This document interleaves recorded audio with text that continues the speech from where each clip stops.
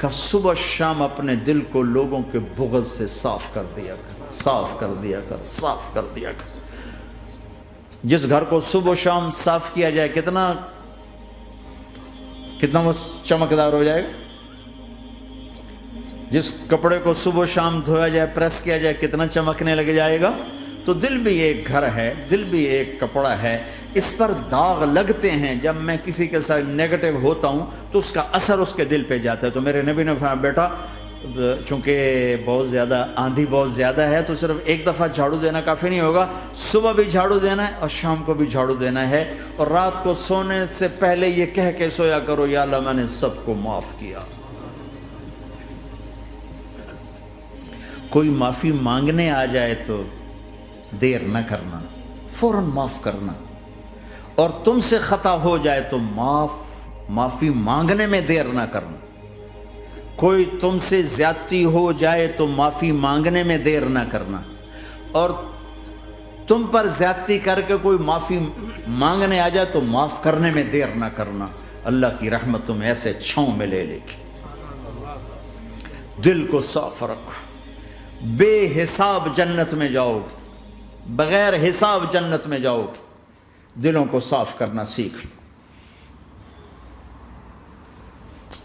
اپنے دل کو جھاڑو سے دیکھو نا، اگر ہم اپنے گھر کو صاف نہیں کریں گے تو کتنا گندا ہو جائے گا، اور صاف کریں گے تو چمکدار ہو جائے گا۔ دل تمہارا گھر ہے، اس کو اللہ نے اپنے لیے پسند کیا ہے، اس کو صاف کرو صبح بھی شام بھی۔ یا اللہ میں کسی سے ناراض نہیں۔ اگر تم اس مجمع میں ایسے لوگ بیٹھے ہو جو کسی سے تم بولتے نہیں ہو، بھائی بھائی ہے، دوست ہے، میاں ہے، بیوی ہے، چاچا ہے، بھتیجا، آپس میں اگر تم کٹے ہوئے ہو، ہاتھ جوڑتا ہوں اٹھتے ہی صلح کر لو۔ چونکہ میرے نبی کا فرمان ہے جب دو مسلمان آپس میں لڑ پڑیں اور بات نہ کریں تو اللہ ان کے سارے عمل مردود کر دے۔ تو کہتا جب تک یہ صلح نہیں کریں گے ان کا کوئی عمل قبول نہیں ہے۔ تو اپنے دل پہ پتھر رکھو، معاف کرو، خود جا کے معافی مانگو، چاہے جتنا اس میں تمہیں زور لگانا پڑے مانگو۔ اللہ کی قسم میرے نبی کا فرمان ہے معاف کرنے سے عزت گھٹے تو مجھ سے لے لو، معاف کرنے سے عزت نہیں گھٹتی۔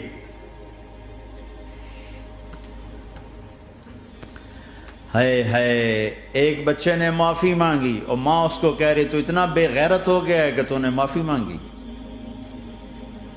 اگر ماں کہہ رہی تو اتنا بے غیرت ہو گیا تو نے معافی مانگی۔ ماؤں کا یہ سبق ہوگا تو اولاد کیا کرے گی؟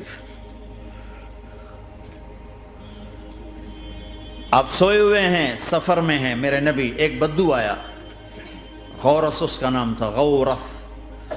اس نے آپ ہی کی تلوار اٹھائی اور آپ کے یوں پسلی میں ماری، آپ کی آنکھ کھلی تو تلوار لے کے کھڑا، من یمنعک منی، اب بول کون بچائے گا، تیار ہو یا؟ تو آپ ہنس پڑے۔